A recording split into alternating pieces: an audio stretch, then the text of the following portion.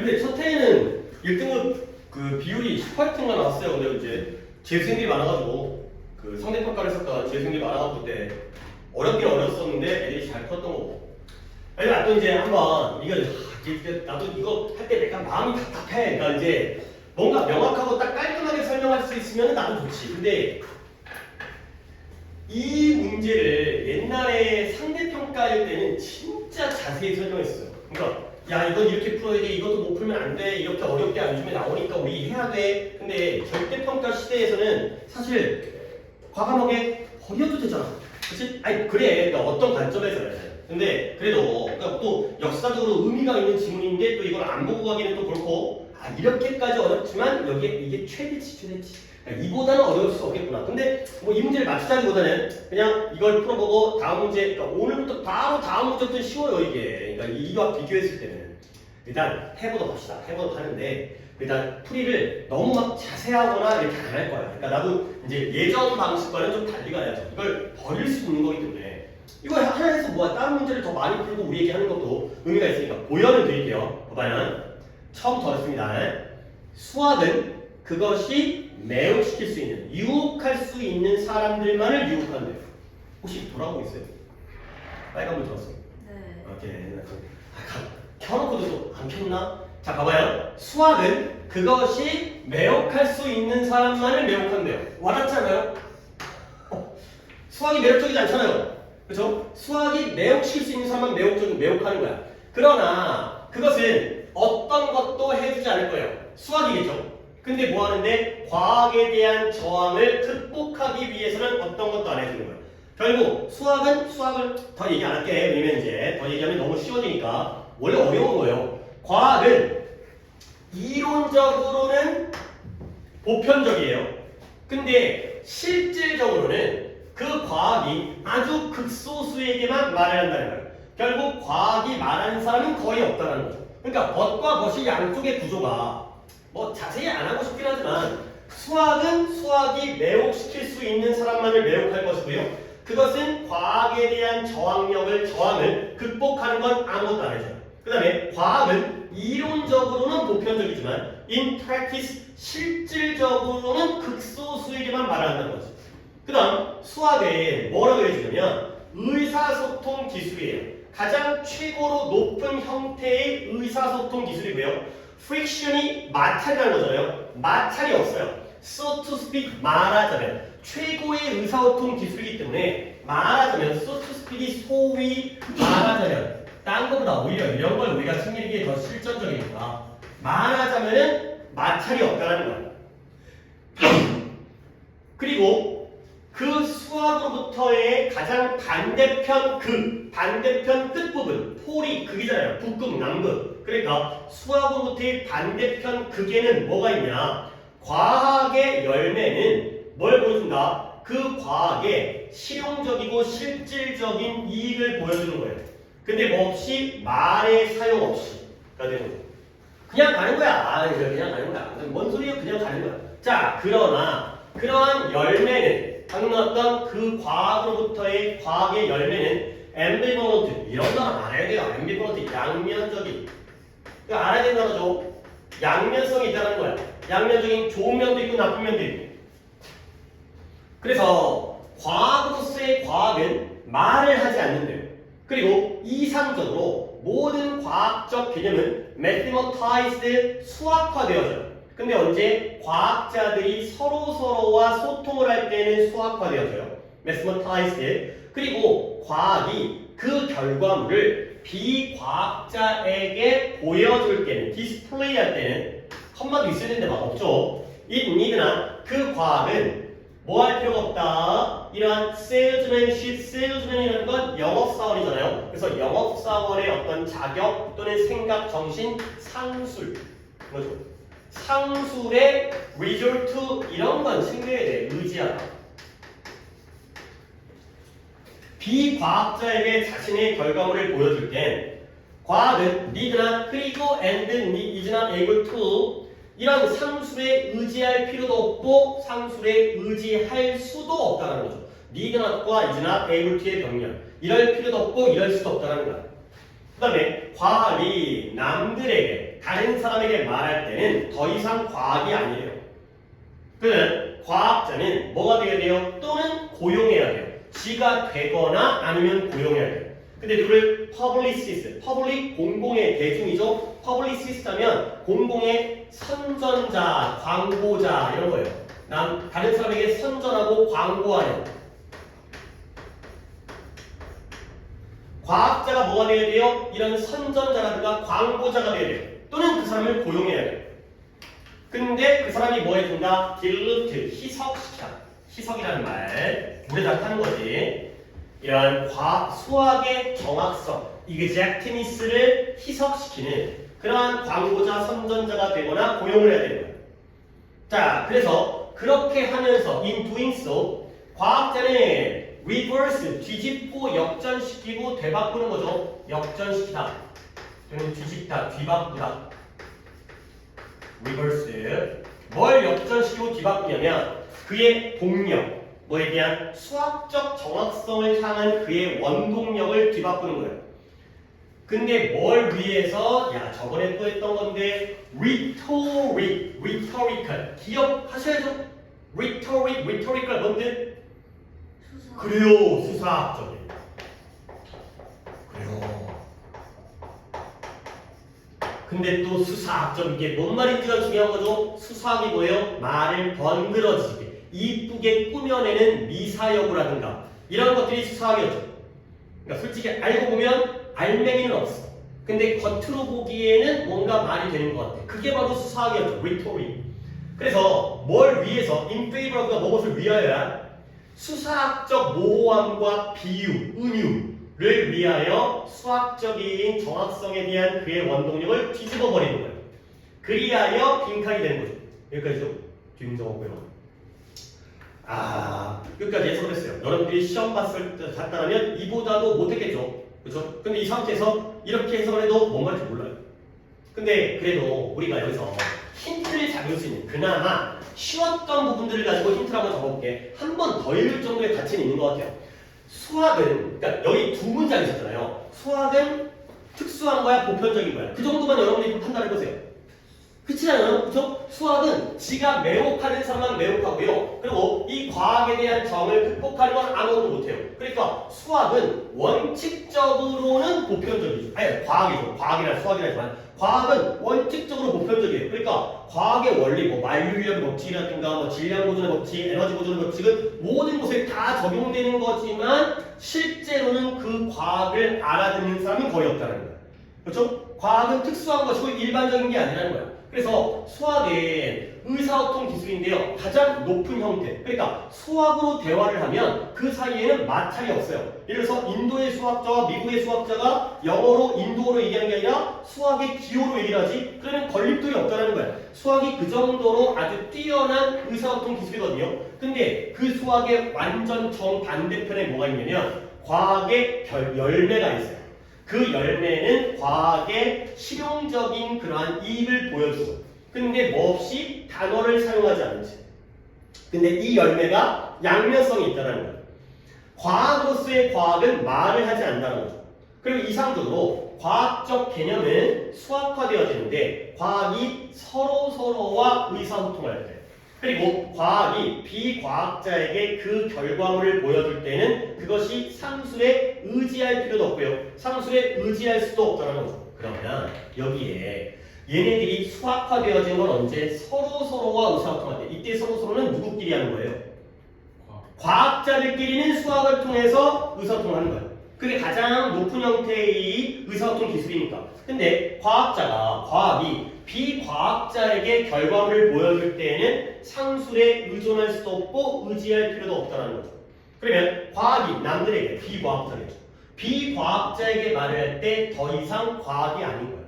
그리고 과학자가 비과학자에게 의사소통을 하면 광고자나 선전자를 고용하거나 지가 돼야 돼요. 그런데 이 선전자는 수학의 정확성을 희석시키고 망가뜨리는 사람이라는 거죠.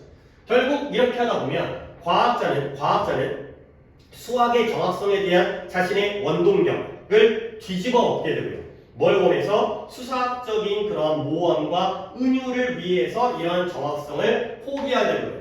그러한 결과가 된 거죠. 그리하여 빈칸 보기를 갈게요. 이걸 잡고 있는 것보다는 보기를 본 다음에 답을 골라내는 게 좋을 것 같아요. 자, 1번 그리하여 1번 degrading 낙후시키는 거야. 퇴보시키는 거야. 그의 능력을. 근데 뭘 위해서? 좋은 상술, salesmanship, 좋은 상술, 영업기술, 상술을 위해 필요로 되어지는 과학적 언어를 사용하는 능력을 낙후시킨다. 이번에 surmount, 물론 보기 있는 답을도 어려워요. 극복하다의 뜻이에요. 장애물을 극복해요. 과학에 대한 장애물을. 근데 뭐함으로써? 과학과 수학을 관련시킴으로써. 그 다음에 3번 불가피하게 남들을 만들어요. 근데 어떤 놈들 수학의 기술이 없는 사람들을 과학의 헛수 적대적으로 만들죠. 과학 기술이 수학 기술이 없는 사람들로 하여금 과학에 적대적으로 만드는 거죠. 그 다음에 4번 그의 임무를 무시해요. 근데 어떤 임무냐? 과학과 대중 사이의 격차를 브리칭, 연결하는 그 사이의 격차를 이어주려는 그의 임무를 무시하고요. 그 다음에 5번 violating, 위반하죠. 근데 어떤 규범이에요? 그를 과학자로서 규정해주는 지적인 행동에 대한 규범을 위반하게 되는 그런 결과가 되겠습니다. 결국 보기를 보니까 좀 더 나아진 것보다 과학은 좁아요. 특수한 거예요. 수학도 마찬가지고 자기들끼리만 통하는 거지. 근데 얘네들이 일반 대중들에게 말을 하는 순간 그건 더 이상 과학이 아니게 되버리고요. 그 정확성이 희석되어져 버리는 거죠. 그러니까 굉장히 추상적이야. 그러니까 뭔가 내가 밑줄을 갖다 딱 쳐드리고 싶긴 한데, 아니 물론 있긴 있어요. 근데 이제 아까 뭔가 그래 하여 과학이 더 이상 과학 못 있어요. 비과학자에게 말을 하는 순간 더 이상 no longer science, 더 이상 과학이 아니라는 거예요. 결국 그 정확성이 희석되어지고요. 어쩔 수 없이 그런 상술의 의존 속에 광고자가 돼요. 선전자가 돼요. 팔아먹어야 됩니다. 이걸 그러니까 이해를 시켜야 되기 때문에 수학이라는 그런 고귀한 기술을 갖다가 사용하지 못하고 이러한 영업사원으로서의 상술이라든가 광고자로서의 이러한 역할을 하게 되는 거죠. 오케이. 이 정도면 다 했으면 우리 해석을 잘못한 건 하나도 없어요. 다 그냥 해석을 제대로 한 거니까. 오케이. 답을 얘가 적어놨었네요. 당시에 정답률이 15.4%였어요. 15.4%. 내가 알기로는 이게 역대 최고예요. 역대 최고였어요. 14%가 하나 있었던 것 같은데 14점 몇 %가 있었던 것 같은데 15.4%의 정답률이었으니까 정말 어려운 문제였고요. 그쵸. 20%가 안 된다는 건 알고 맞은 사람도 거의 쉽지 않다는 거죠. 자, 답 볼까요 우리? 몇 번이에요? 5번. 그쵸. 5번이죠. 5번이죠. 자, 1번 나왔어요. 1번.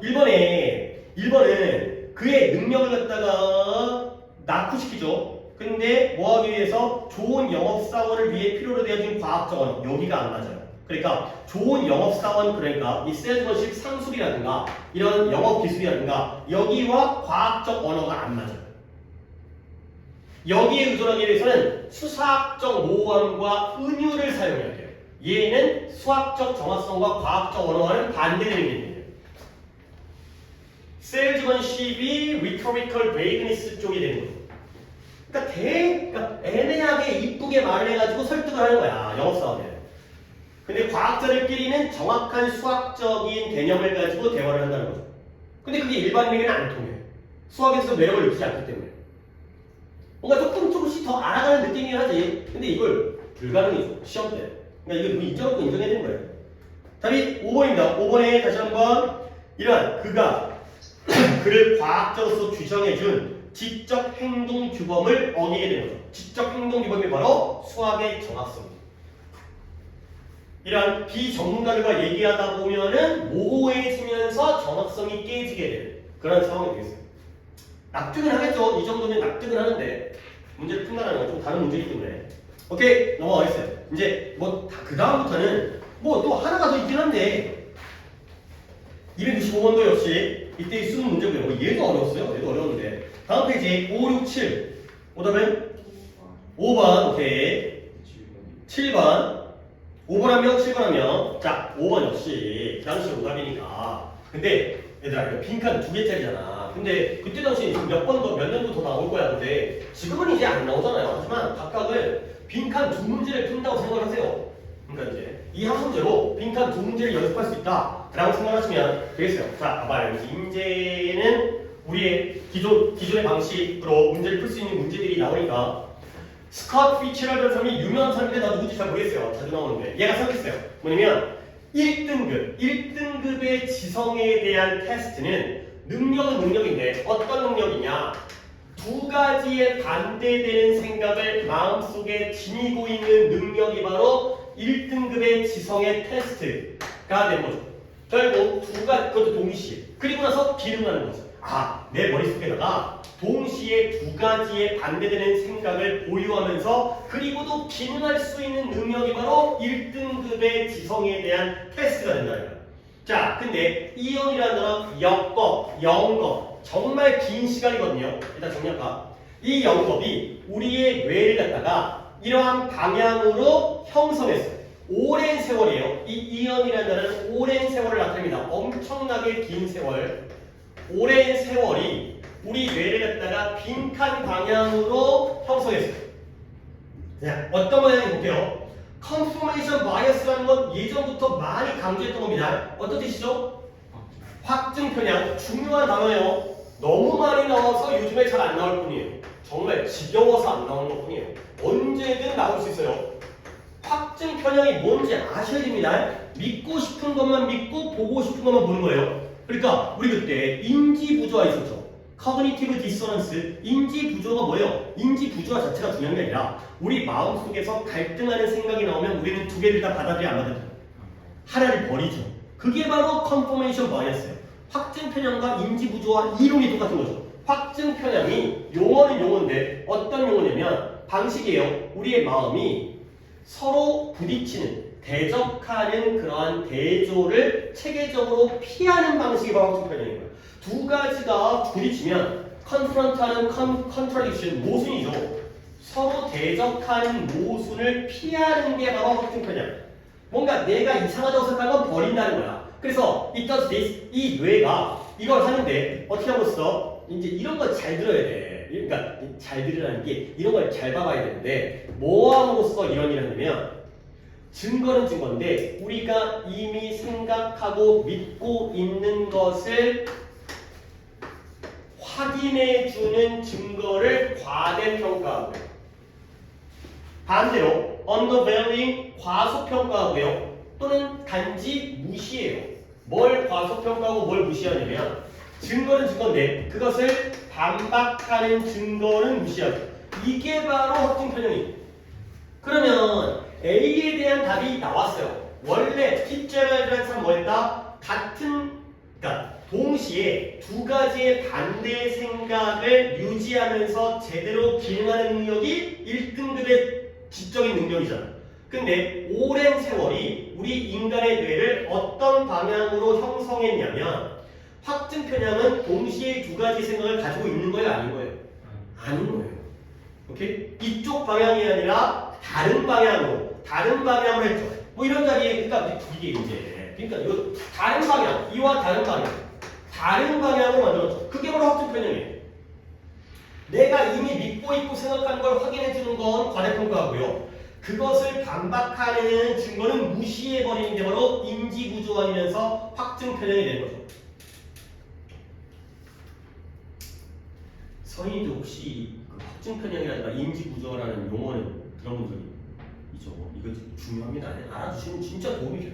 왜냐면 이걸 안 읽고도 해결이 되는 거 아니야. 시간이 급하면 눈으로 알고 있으니까 빨리 넘어간다고. 믿고 싶은 것만 믿고 그 다음에 믿기 싫은 건 보기 싫은 건 안 보는 게 바로 확증 편향이니까. 그래서 이해시가 나왔는데 이해시가 마음에 안 들어. 그러니까 내 마음에 안 들어. 진술. 근데 그 크라우라는 부족이 있어요.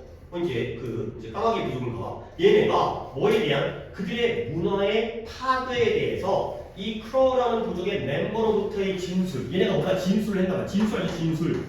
뭐 범죄자라든가 증인이라든가 이 진술이 뭘 적었냐? 극단적이고 비극적인 예시. 이러한 확증 편향의 극단적이고 비극적인 예시를 제공해주네요.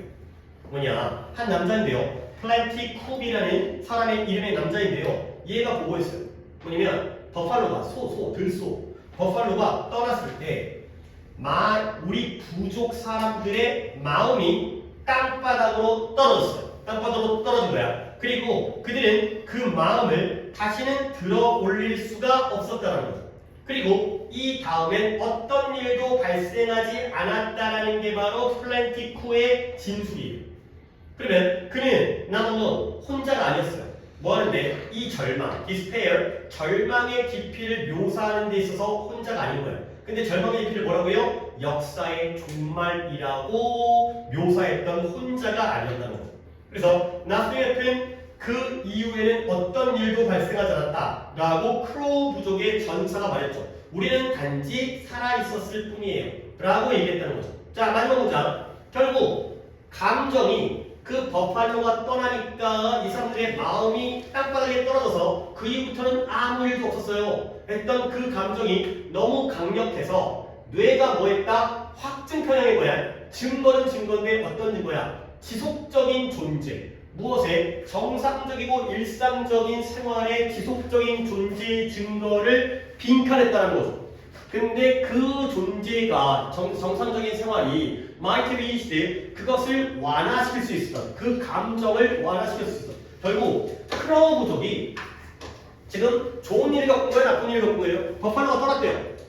나쁜 일이죠. 그러니까 모든 사람들의 마음이 땅에 들었어요. 가슴이 철렁, 마음이 철렁 주저앉은 거예요. 그 다음부터는 아무런 일이 생기지 않았다는 거지. 근데 알고 보면 얘네들이 정상적이고 일상적인 생활을 했거든요. 살아남았어요. 버팔로가 없으니까 돼지 잡아 먹었어요. 하지만 그런 것들에 대한 증거는 이 뇌가 받아들인 거야, 안 받아들인 거야? 안 받아들인 거야. disregard한 거야. 아까 무시하다 또는 언더밸류 있었죠. 무시한 거예요. 그죠? 그러니까 버팔로가 떠났다는 그 슬픈 거에만 매달리다 보니까 그 이후에 정상적이고 일상적인 생활이 있었다는 증거는 무시해버린 거예요. 확증 편향에 대한 그래요. 그래서 원래는 두 가지입니다. 다시 한번 처음, 뭐 이런 건 또 처음 들어보지만 원래는 두 가지의 반대되는 생각을 동시에 가지면서도 우리 머리가 돌아가야 되거든. 그러면 머리가 좋은 거야. 1등급이야. 근데 물론 뭐 그 1등급이라는 꼭 해야 된다. 근데 우리 인간의 실제의 뇌는 그렇지 못한다는 거죠. 하나의 생각에 빠지면 다른 걸 받아들이지 않는다가 되겠어요. 여기에는 반대, 그 다음에 여기에는 disregard가 되는 거죠. 자, 보기를 갖다가 한번 골라서 65번을 예진이 한번 판단해볼까요? 몇 번? 어이구. 답이? 그죠. rejected. 거부하다가 되는 거죠. 오케이. 니네, 내가 또 이제 이런 거는 어떤 스펠링에서의 착각 때문에 내가 좀 보여주는 건데, 니네 이 이온이라는 단어가 여기 이제 나와 있잖아요. 왜 나는 없지? 무한히 긴 시간, 영겁이라는 건데, 너네 이 단어를 이렇게 알아두시는 게 더 좋아요.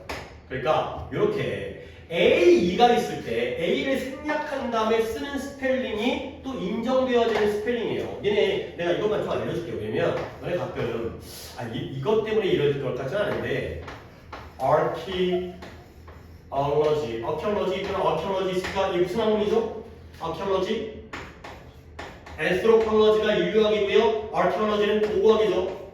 갑자기 고고학 얘기가 왜 나와요? A2가 있죠? 그러면 이거 빠져도 상관이 없어요. 이렇게 쓰기도 하고요. 솔직히 여러분이 느끼지 않을 수 있는데 오히려 이건 좋겠다. 이거 aesthetic이 뭐죠? 그때 내가 aesthetic이라고 얘기했는데 aesthetic 그때 유진이랑 할인이 있을 때였던 것 같은데 뭐 aesthetic 하면은 뭐 피부 미용하고 이런 그런 데를 갖다 aesthetic이라고 하잖아요. 나중에 많이 다니세요. 나중에 많이 이제 다녀도 이제 여기 뭐 필러 맞고 이런 데 있어요. 주사 맞고 뭐 마사지하고 이런 데가 에스테틱이에요. 미적이에요. 그죠? 미적. 근데 이럴 때 빠집니다. 같은 단어예요. 그러니까 이제 A, E가 들어가 있는 스펠링에서 A가 빠져서 나온 것도 같은 거죠. 그러니까 이거는 아까 같은 데 써 있으니까 영겁, 역겁. 엄청나게 긴 시간을 나타내는 그 불교 개념이에요. 불교에서 나오는 용어들. 뭐 있어야 알지. 시간 많으면 저런 것도 설명해주면 좀 재미는 없어도 상식적인 뭐 이런 거 있는데 하여튼 오랜 시간을 나타내는 게 이 형이에요. A에서 같은 단어라는 것만 알아주시고요. 다른 단어를 정리할 게 없어서 그 다음에 잠깐 7번이었죠? 7번. 야, 할만해요. 일단 훨씬 다르잖아. 자, 7번에 몇몇 사회 비평가들은 뭐라고 주장하냐면 움직임인데요. 점점 더 고립되어진 인디비주얼리즘 뭐 있어요? 개인주의. 점점 더 고립되어지는 개인주의를 향한 움직임이 had been underway 지금 진행 중인 거죠. 점점 개인주의가 되고 있어.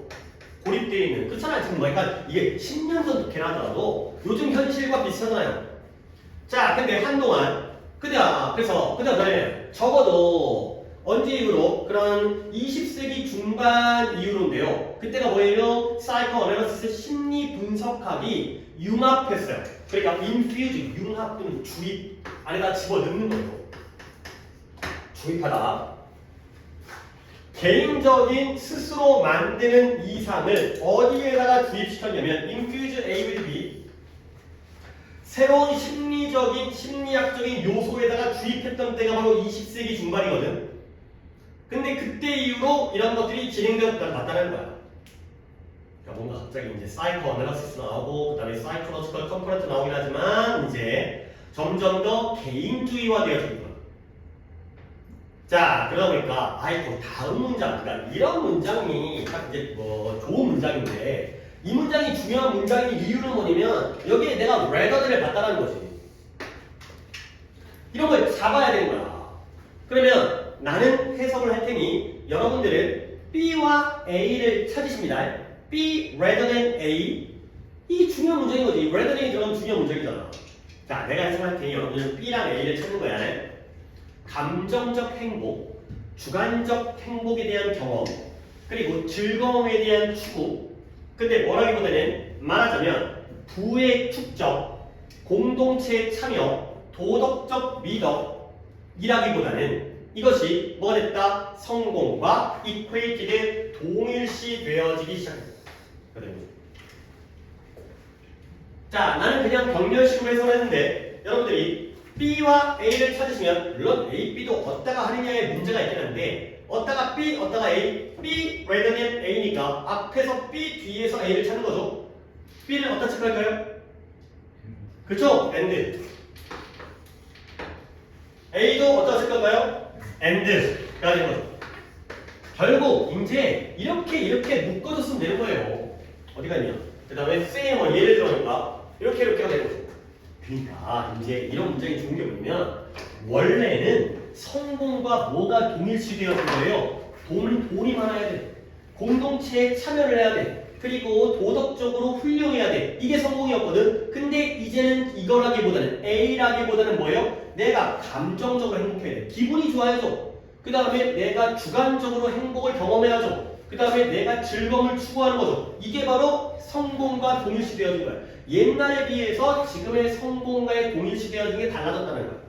그래서 이러한 초점은 초점인데 자기 성취에 대한 이러한 초점이 뭘 구성한다? 출발하는 거야. 떠나는 거야.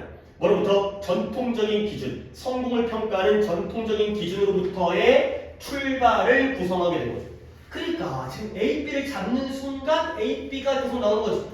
이러한 자기 성취에 대한 초점은 A야, B야?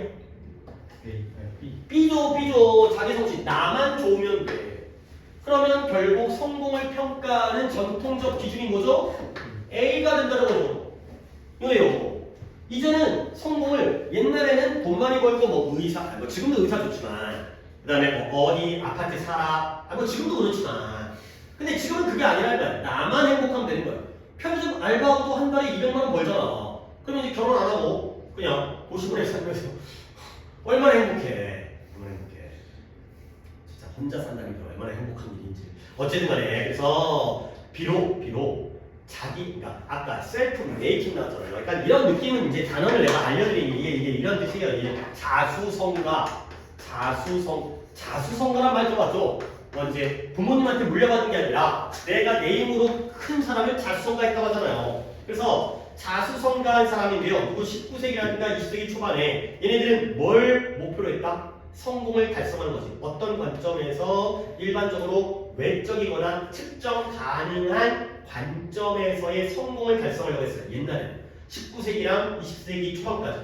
예를 들어서 또 나온다. 부의 축적, 지위, 힘. 부와 지위와 힘의 축적이죠. 결국 external하고요. measurable한 건 아까의 A였어요? B였어요?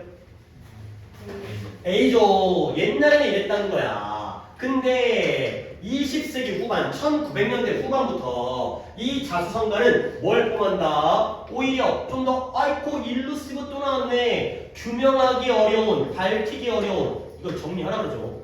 규명하기 어려운. 나오잖아 이게. 규명하기가 어려워. 그 다음에 아주 가변적인 상태, 자기 성취에 오히려 이런 것들이 주거죠. 그러니까 옛날에는 10억 이상, 그러니까 10억이라는 기준은 그냥 내가 정한 거야. 10억 이상이면은 성공했구나. 그러니까 얼마나 확실해. 그렇죠? 외제차를 사면 성공한 거야. 그렇죠? 얼마나 확실해. 근데 지금은 규명하기가 어려워. 왜냐면 사람마다 다르고 주관적이기 때문에. 결국 옛날에는 A였는데 지금은 뭐가 됐다? B가 됐다.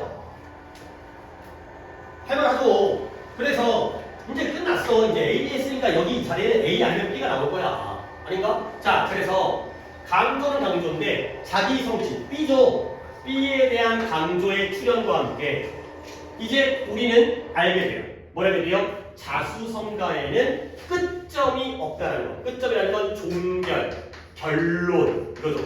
끝점이니까 결론이 없구나. 사람마다 다르구나.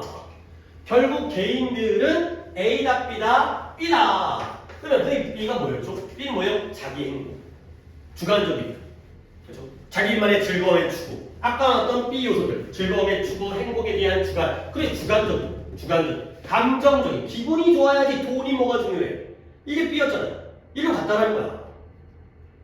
그죠? B를 집어넣으면 되겠어요. 자, 오답자 B가 들어가면은 몇 번이 답이에요? 1번에 세상을 보수적인 관점, 야, 컨서베티브가 보수적인 관점이면 보수적이라는 건 옛날이니까 A로 가죠. 보수적인 관점을 추구한다는 건 A로 가는 거지.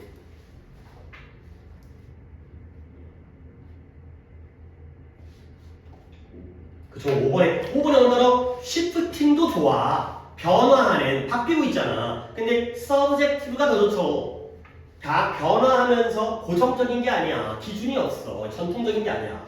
서브젝티브를 답을 찾으면 된다니까. 할만하지. 그러니까 진짜 확실하게 어우씨 이게 빈칸이구나. 저거는 너무 어렵구나.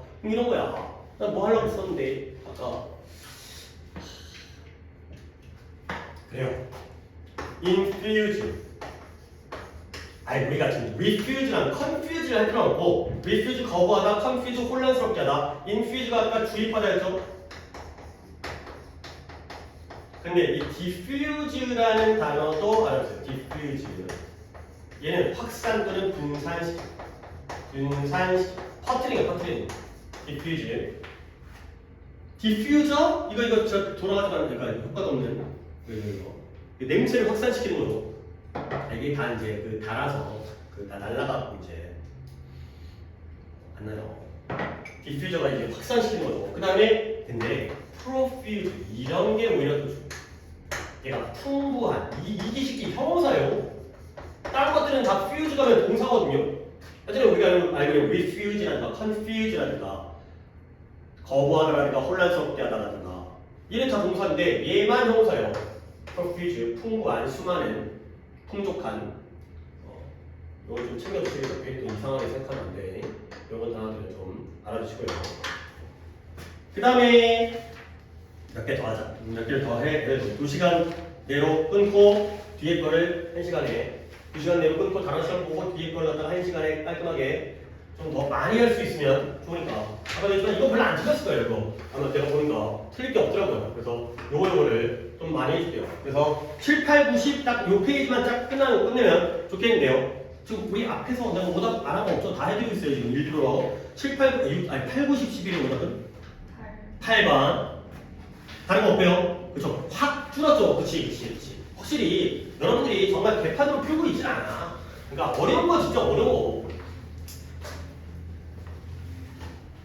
근데 시간을 더 들이면 그렇죠 이게 답이구나. 근데 우리 그런 건 소용이 없기 때문에 비슷한 시간으로. 자, 이것도 초반 부분에서 좀 좋아. 이게 이제 그 답을 찾는 걸로 좋은 질문이야. J.K. 롤링 해리포터 알고 있죠? 그래서 J.K. 롤링이 해리포터 시리즈의 J.K. 롤링이 set in motion 작동하다 아니 그렇겠죠. set in motion이니까 작동하게 만들 것도 시동을 걸다 이런 뜻으로 알아도 괜찮아요. 개시하다 시작하는 거 작동시킨 거예요. 이 J.K. 롤링이라는 작가가 해리포터의 작가가 뭘 작동시켰냐면 아주 특별한 child to adult crossover craze예요. 이런 말을 그러니까 좀 이게 좀 키워드긴 한데 crossover라는 건 교차 그거죠? 건너가는 거지. 근데 craze는 열풍이에요. 그러니까 crazy are you crazy 미친 거잖아 미친 거. 근데 어떤 열풍이냐 전 세계를 폭풍으로 휘감았어요. 그때까지 책은 일반적으로 크로스오버했대요. 위에 있는 크로스오버는 명사로 쓴 건데 동사로 교차한 거죠 일반적으로. 근데 어떻게 반대 방향. 그러면 아까의 방향은 뭐예요? 물론 해리포터에 대해서 별로 평소에 생각을 안 하겠지만 이제 영어만 봤겠지만 해리포터가 어떤 열풍이냐면 child to adult의 교차 열풍이었어요. 근데 그 전까지는 책은 일반적으로 교차했는데 반대 방향으로 교차했대요. 그러니까 이미 첫 문장에서 힌트는 나왔다는 거지. 그러니까 원래 한번 생각을 해볼까? 틀릴 수도 있어요. 여러분의 예측이 틀릴 수 있지만 해리포터는 원래 아동용 소설일까요? 성인용 소설일까요? 성인용 소설이요? 오케이. 그래요.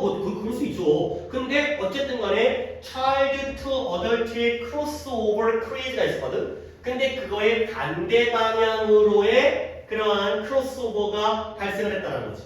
그렇죠? 그래서 아이들이 빈칸인 거예요. 아이들이 빈칸. 자, 아래쪽으로 예시를 볼게요. 뒤에 있는 걸 또 활용해야 되니까 우리가 이것만으로 푸는 건 또 아까우니까 실제로 이러한 형태의 독자층의 transgress가 아까 transcendence는 초월이었고요. transgress는 침범이었죠. 이런 독자층의 침범 이 거의 진행되어진 거야. 근데 뭐하는 한 책이 존재하는 한 이런 독자층의 침범이 옆으로 건너갔다니까. 침범, 위반, transgress 이게 진행 중인 거죠. 책이 존재하는 한. 그래서 많은 세계의 위대한 고전들은 appropriated 적절하게 만들어진 거예요. 근데 언제 초기에 누구에 의해서 아이들에 의해서 적절하게 만들어졌죠. 근데 비록 뭐이지만 they were not 그 작품들이 어린 독자들을 염두에 두고서 쓰여지진 않았지만 아이들에 의해서 적절하게 바뀌어지게 된 거죠. 많은 작품들. 그 다음에 이러한 많은 작품들은 빠르게 크로스오버 작품, 교차 작품의 지위를 얻게 된 거죠. 어슴 얼마 전에 했었는데 기억나시나요? 어슴 뜻 내가 네 가지 알려드렸는데 1번 니네가 알고 있는 가정하다, 추정하다. 그 다음에 2번 어떤 임무를 맡다. 3번 어떤 입장을 취하다. 물론 4번은 거의 안 나오겠지만 위장하다, 가장하다. 그러면 몇몇 작품들이 크로스오버 작품의 지위를 추정하다, 맡다, 취하다, 가장하다? 뭘까요? 애매한데? 내가 이 경우도 애매한데? 물론 나는 알고 있지만 맞다? 괜찮은 것 같아요. 입장을 취하다. 그러니까 몇몇 작품들이 교차 작품의 지위를 취하게 된 거예요. 그 자리를 얻게 된 거예요. 오케이? 테이크의 의미를 쓴 거죠. 취하다. 술 취한 거 말고는 어떤 테이크, 취하다. 어떤 걸 짐이다, 취하다. 3번 뜻입니다. 이거 내가 지금 말로 하는 거 있잖아요. 얼마 전에 했다고. 사이나. 그거 다 내가 파일에 보여드릴 거예요. 근데 이제 그거 보면 그러니까 최근에 수업 누적된 단어도 거기에 정리돼 있거든. 그러니까 이게 뭔 얘기였구나. 선생님 어쓰는데 1번, 2번, 3번 하면서 왜 안 말해줘요? 거기 있어요. 거기 있으니까 그걸 보면은 훨씬 더 아니까 시간 확보를 위해서. 자, 그래서 나 여기다 나오니까 이제 니네 걸리버 여행기 읽어봤죠? 걸리버 여행기가 제일 처음에 걸리버가 어디 가요? 소인국 먼저 가고 그 다음에 거인국, 대인국 가죠. 그리고 끝나죠. 더 읽었어요? 원래 4부작이에요. 4편으로 있어요. 처음에 소인국 가가지고 뭐 나도 어렸을 때 봤던 기억으로는 뭐 배 끌어가지고 얘네가 싸우는데 얘네 도와주다가 뭐 화해시키다가 뭐 이런 거지. 거인국 가갖고 이제 뭐 수박이 이만하고 뭐 이렇게 그랬던 것 같은데 세 번째가 천공의 섬 라퓨타예요. 천공의 섬 라퓨타라고 일본 만화도 있어요. 근데 거기 가갖고 약간 또라이들 만나요. 그 다음에 네 번째 이야기가 말이 인간을 지배하는 세상에 가요. 그러니까 인간이 굉장히 미개하고 야만적이고 오히려 말이라는 종족이 더 이성적이고 합리적이어가지고 거기에 나오는 그 인간 종족이 야후예요. 야후라고 그 옛날에 인터넷 포털 사이트 있었어요. 구글 이전에 지금 망해버렸죠. 그렇죠? 야후라고. 어쨌든 그 명칭을 딴 게 이제 야후거든. 그러니까 원래 4편으로 이루어진 소설인데 우리는 1, 2편만 봐요. 왜냐면 여기가 조금 애들이 읽기에 좀 거시기 해. 뭐 거시기인지 모르겠는데 하여튼 좀 이게 더 재밌잖아. 이게 더 환상적이고. 그러니까 원래는 걸리버 연기는 어른용 소설이었어요. 정치 풍자 소설이에요. 인간의 어떤 치부를 나타내는 부끄러운 인간의 모습을 나타내는. 근데 이게 아이들에게로 옮겨진 거죠. 또 동물농장? 그 조지 오웰의 동물농장 읽어봤죠? 동물농장이 뭐예요? 뭐 동물들이 뭐 돼지가 앞서갖고 이제 인간 주의를 핍박받다가 몰아낸 다음에 이거 정치 풍자 소설이에요. 그 러시아의 그 공산주의 혁명, 그 이제 황제 짜를 갖다가 물리쳤던 그거도 그러니까 그렇게 썼던 이유가 그러니까 자기가 직접적으로 쓰게 되면 잡혀갈까봐 비유적이고 이제 우화적으로 바꾼 거죠. 근데 그게 아이들에게 읽히면서 동화처럼 바뀐 거야. 오케이? 그 얘기예요. 그러니까 그런 소재 배경을 내가 잠깐 설명해서 수많은 작품들이 뭐가 있다? 거의 유일한 재산 누구의? 아이들의 재산이 된 거죠. 그리고 그것의 주된 예시가 뭐예요? 데니얼 디포라는 사람의 로빈슨 크루소가 된 거죠. 로빈슨 크루소라고 이제 또 이제 무인도에 그 난파되어가지고 혼자 살면서 이런 거지. 근데 전 세계 아이들에 의해서 읽혀져요. 하지만 어떤 나라에서도 어른들에 의해서는 거의 읽혀지지 않는 거죠. 근데 1719년도에 최초로 출판되었을 때 디포의 가장 유명한 이 작품은 아이들을 위해서 의도되어진 게 아니었어요. 근데 하지만 나중에 아이들 문학의 고전이 됐고요. 수없이 많은 그러한 각색과 편집되어진 그러한 버전, 변형된 버전을 영감을 주었죠. 오케이? 그러니까 옛날에는 원래 누구용으로 바뀐 거야? 어른용이 아이용으로 바뀐 거지. 근데 여기서 해리포터의 경우에는 child to adult 크로스오버니까 해리포터는 원래 누구용? 아동용인데 어른까지 읽히게 된 거죠. 나도 해리포터 봤으니까. 오케이? 그러면 빈칸이 뭐예요? 이전까지는 반대 방향이니까 원래는 이렇게 써볼까요? 아동, 어른. 원래는 이거였다. 그죠? 원래는 어른용 소설이 아동용으로 옮겨진 것이다. 그러니까 처음에 약간 눈치를 이미 챘잖아. 그 다음부터 이제 계속 같은 얘기잖아요. 원래는 어른께 아이에게로 옮겨진 거죠. 그래서 좀 어휘는 내가 할게 뭐 있었던 거 좀 체크하고 어쓰면 정리돼 있으니까 내가 또 정리할 필요 없죠. 그거 참고하면 되는 거니까. 그 다음에 트랜스그레션도 아까 트랜스그레스 내가 아까 얘기했으니까 침범. 자, 아까 오답자가 예진이었던 것 같은데 물론 단어를 알아야 되겠지. 단어가 있겠구나.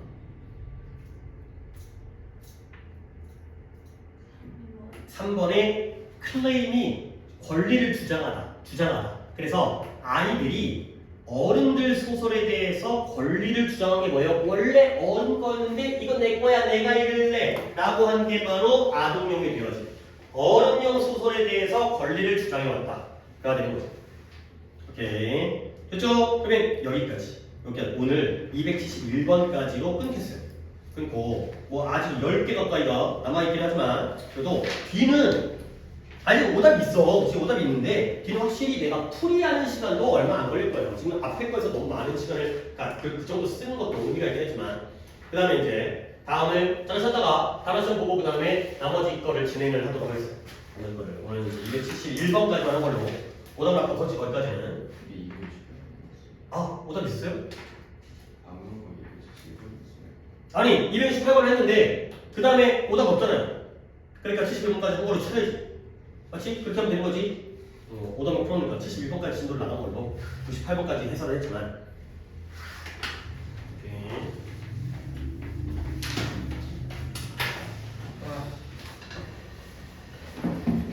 근데 그 수환 위원님이 다음 보내주시고 왔는데 다르거든요. 무슨 실전 모의 좀 이거랑 다르거든요. 그쵸. 그러니까 이거는 앞에 있는 유형별, 아니 그러니까 그 강별로 돼 있는 거고, 아 이거는 다음 거예요. 그치 이건 다음 거지. 13번까지가 유형별이고, 그 다음에 그 다음 단원장을 내가 이제 보내드린 거예요. 그러니까